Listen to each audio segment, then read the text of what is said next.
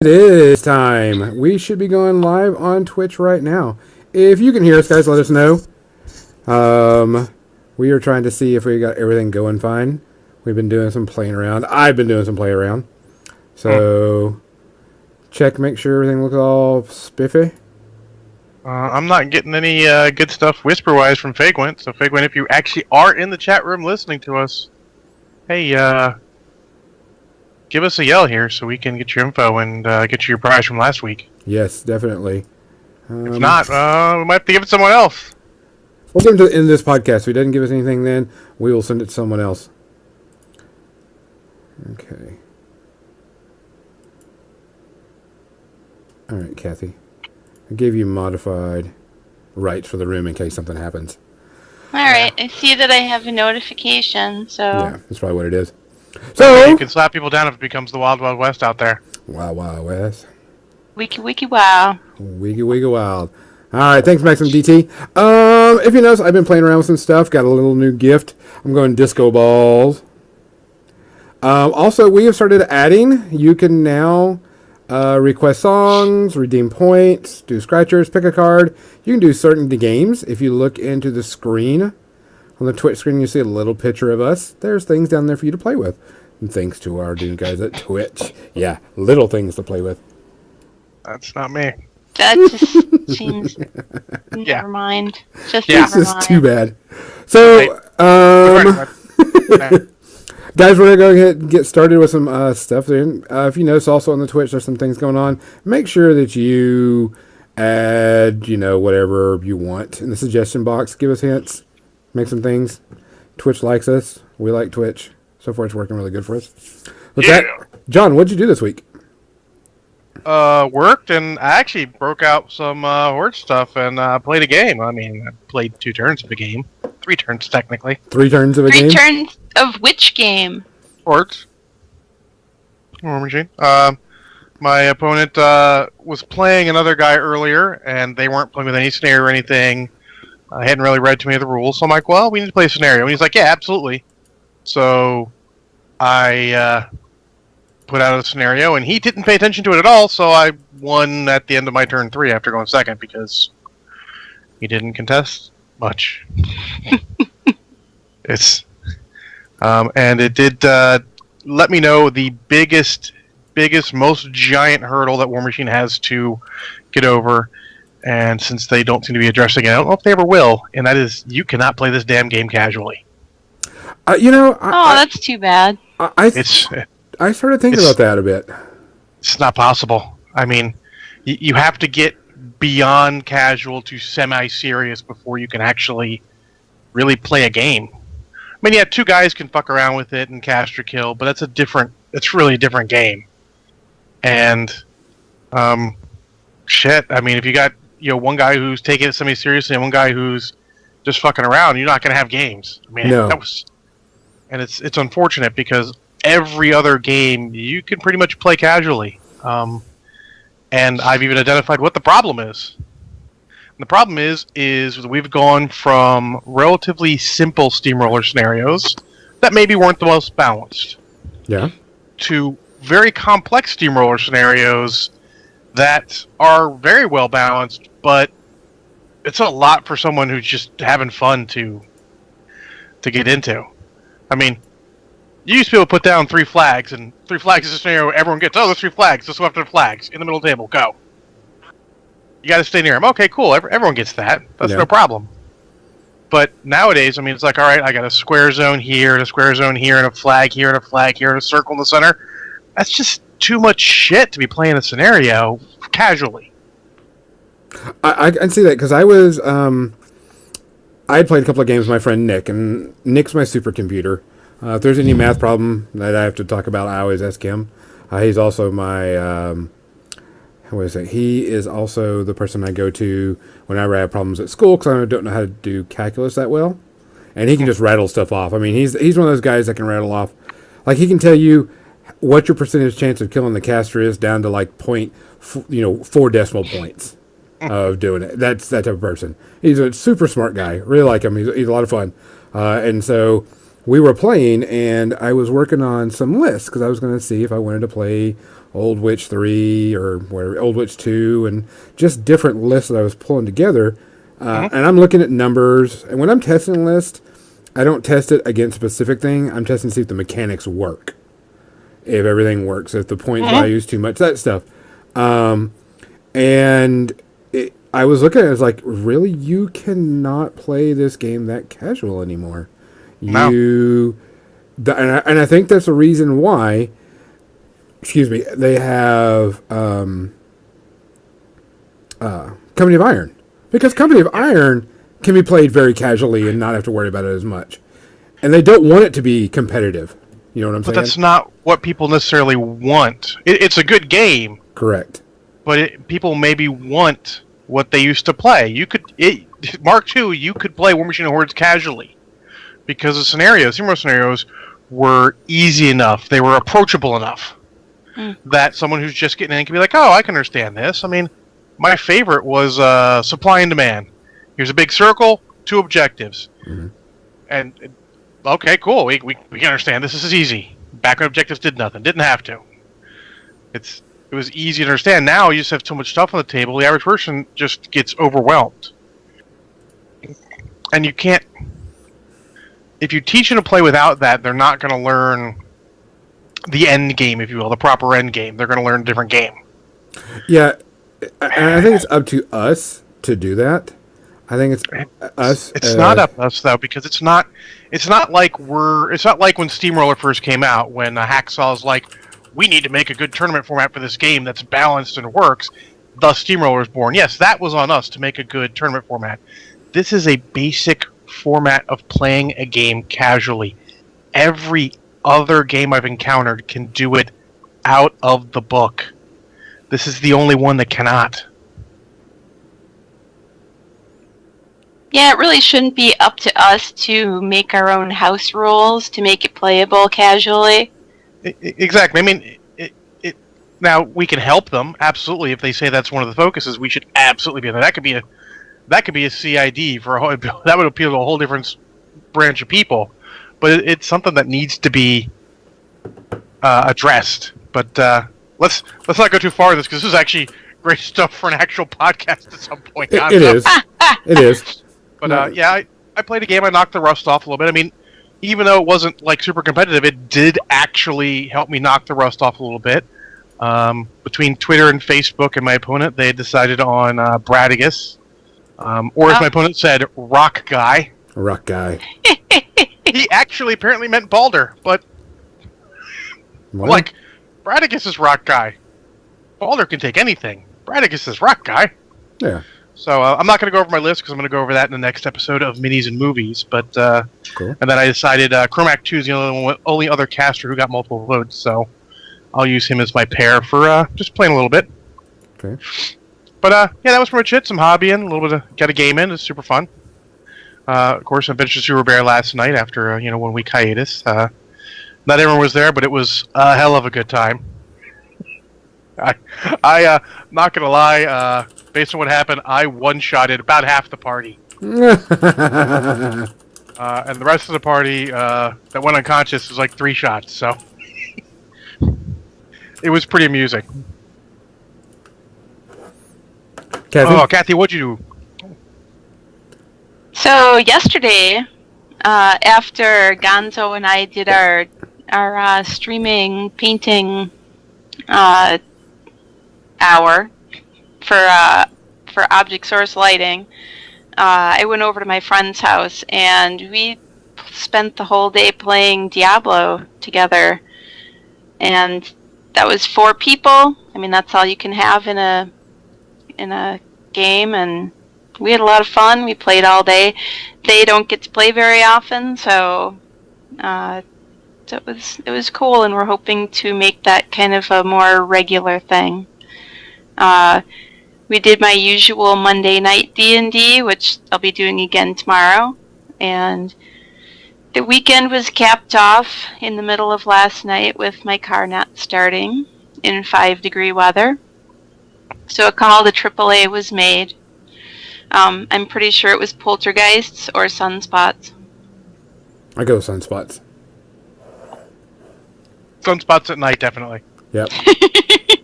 Well, because a day without sunshine is night.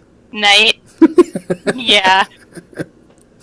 Every so often, every day in my classroom, I put up a quote by somebody, and usually it's inspirational ones because my kids are where they're at and where I work. They have a lot of emotional problems, and I put up one that was, "You're a unique and individual snowflake, just like everybody else," and they were like, "Damn it."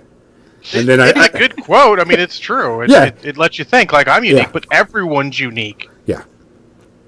And then I put the one, and I think that's why Steve Martin was a day without sunshine is night, and so they were like, "Really?" I'm like, "Well, it's true." You can't argue with it. You got to break out the old of all the things I've lost. I miss my mind the most. Yes, I got a bunch of them. And every once in a while, I'll put up a stupid, silly one. So, other than that, Kathy, did you get any painting done this week besides telling me and bossing me around? Yeah, I got plenty of painting done this week. Not as much as I would have liked, but that's kind of par for the course. Mm-hmm. I didn't get as much as I would have liked either. I didn't get anything done today. I'm back to day one again because I won't go again. Day 41. I'm also back to day one because I did not paint today. I slept a lot. Oh. You guys are killing me. I'm carrying this hobby streak. I know. Well, if all I was doing was assembling stuff. Which, talking about hobby streak,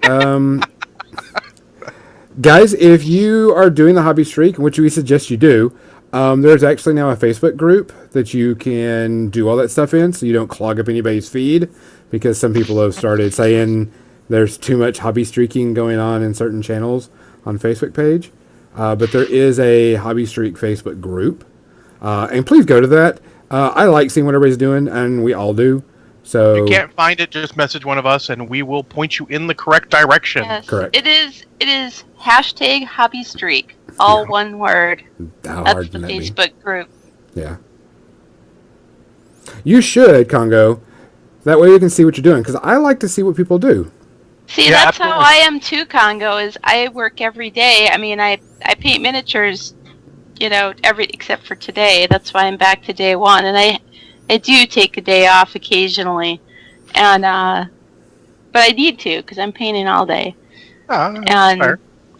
But I totally count that as hobby streak, even if it is for somebody else, and it's not for my own, army or my own game or whatever. I agree. As long as you're doing something that is a hobby related. Playing games is hobby related. Doing, whatever, it's hobby related. Yeah, whatever you want to count for it counts for it. Yeah. I don't count when I make my solo podcast. I don't count this podcast. I don't count role playing. I don't count playing games. I just count putting together models and painting models and stuff like that as hobby streak, because that's the goal I want to set for myself. I mean, it's like I was playing games. That's easy peasy. I could easily play games. Well, yeah. I mean, I got my own board. There was a time. There was a time when games, so many games. If anybody saw my pictures on my personal Facebook account of the board and stuff, that's my own personal board I have at the house, and it's just a simple board I made that I can fold up. So, other than that, I had a pretty interesting day and a pretty interesting week. I got a few games in, did some more testing, trying to figure out my steamroller pair, per se. And so those I've already posted about. Won some, lost some, had some really weird ones. And then I played a lot of my PS4 because I'm trying to get my TV to work. And then I did some really good drinking today. Okay, so I get up at 11 o'clock. That's a hobby. I get up at 11 o'clock and we drive like an hour and 15 minutes to this brewery. And the reason we went is because one of the food trucks that we like, they had a bunch of people. They were at this brewery. So I'm like, cool, I'll go to this brewery. I'll, have some food and try out some new beers from local people. And so we ordered our food, went into the brewery and sat down, and I got... I didn't get a flight because I'm not an IPA guy. I'm more of a porter or stout guy. And Yeah. so this guy brought me a couple of things to try. Cause I always wanted to try it. I was like, no, too hoppy, too sweet, whatever. And so he brought me this Sam Win, which is spelled Sam Hain. And so it's a stout. And so got a pint of that, and then the food came. And oh my gosh, they have this thing called a Morton burger, and it's bacon, tomato, dressing, of course a hamburger bun, with lettuce, melted cheese, and it's like 2 different types of cheese, and then a jalapeno bun, and then an egg over easy on top of it.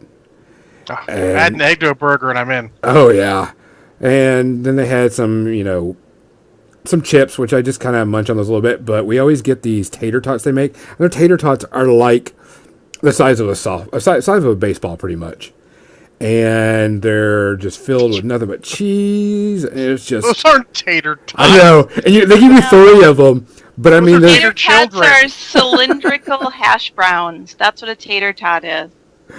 but I mean, it's like a baseball tater tot, hash brown, and it's filled with so much cheese and onions and everything. And I was like, oh my gosh! So I was like, sat down and started drinking that and eating it. I was like, oh yes, and it was actually pretty packed for a Sunday. There was not a lot of people in there.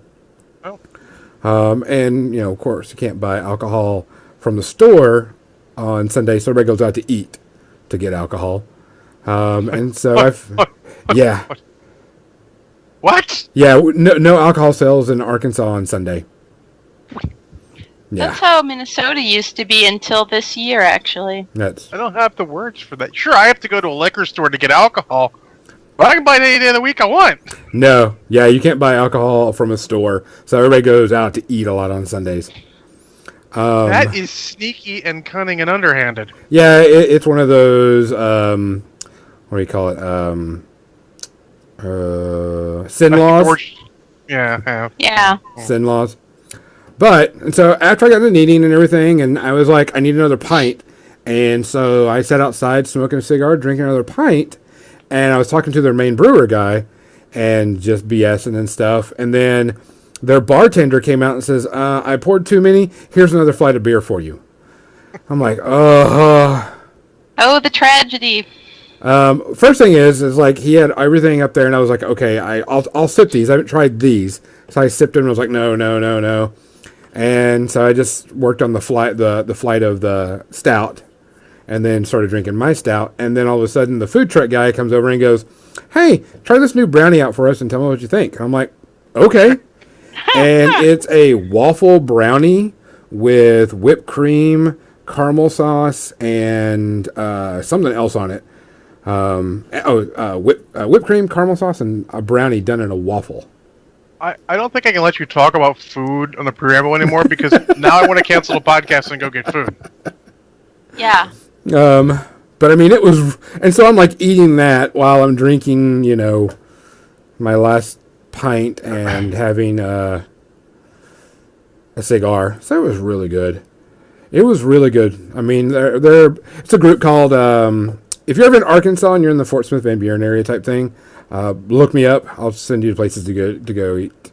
Because it was one of the conversations I had with them was, if I'm going to go somewhere, especially if I'm going out of town, which I'm going to a lot of conventions coming up, don't ever take me to a chain restaurant. Give me something local. Show me some local food. That is what I want. I want local food. And man, that was some amazing food. We're going to go back because the brewery does their own menu, and it's farm to table type menu. So it's straight from their farm to, the tabletop. And I'm just like, oh, there were some that were looking good on there too. So we're going to go back to that pretty soon. So I drank a lot of beer today. So I've got some water I need to be drinking because I didn't drink enough because I was fiddling with my TV and stereo. So I have to get all that done too. I mean, I didn't even have breakfast. It was go there, start drinking beer and eating food that was non-breakfast food. And so I'm probably going to have to drink a lot of water.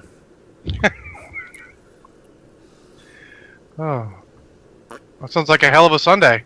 It was actually a really good Sunday.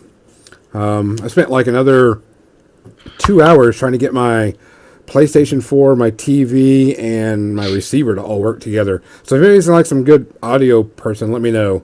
Because my PlayStation 4, I can get it to play 4K if I plug it into my TV, but I lose my 7.1 surround sound. If I plug my PlayStation into my receiver, I don't get 4K, but I get my 7.1 surround sound. I didn't understand what any of that was when I saw your Facebook post about that. Yeah. So I was just getting really frustrated. I'm like, fine, fuck it, because if I plug my PlayStation 4 to my TV, Maximum, get a hold of me after this because I tried that and it didn't work. Oh, that's weird. Message me on Facebook. That's actually exactly what I do. I do HDMI straight to the TV and optical for my audio. I've got a sound bar, and it goes in the optical port, and then the HDMI for everything else. I mean, that's one of the things I tried, but I think I just don't have it done correctly because it's all done by ARC in there. So, then you can email me or message me here or email us or Google AI. So, other than that, so I mean, I had a really good week. I only have to work a little bit tomorrow. I have to go in and take a test, and then I think I can leave. Yep, full day. We do have the rotating schedule now. Unfortunately, it's my week for Friday, which means it is my longest week. Oh. Because Friday is the day we get off work. We get off work Friday at 2:30 to make up for the fact that we're work more than 8 hours a day earlier in the week, and so I have to stay till the last truck is gone. So it'll be a good week for overtime. That's always good. Overtime's always good. Once in a while, you need it. We'll get it once every 5 weeks, all the time. Cool. I will be painting more Confrontation Celts tomorrow, and over the course of the week, I'm hoping to finish the one that's almost done and get going on the final 3 of this group of Celts. And the guy sent a whole nother box of them. I thought I was done. Well, you're going to be well practiced at painting Celts. You know what? And the thing is, so the Celts are all these guys, you know, in like kilts or leather skirts, however you want to say, and they're bare from, you know, the torso up. So I've had a lot of practice with flesh tones. You know, which is good. These are all European flesh tones, so it's kind of boring. I had a lot of fun with my Necromunda because I varied the flesh tone because I thought a gang of, you know, street thugs was not going to all be just, you know, European. But so that made it interesting.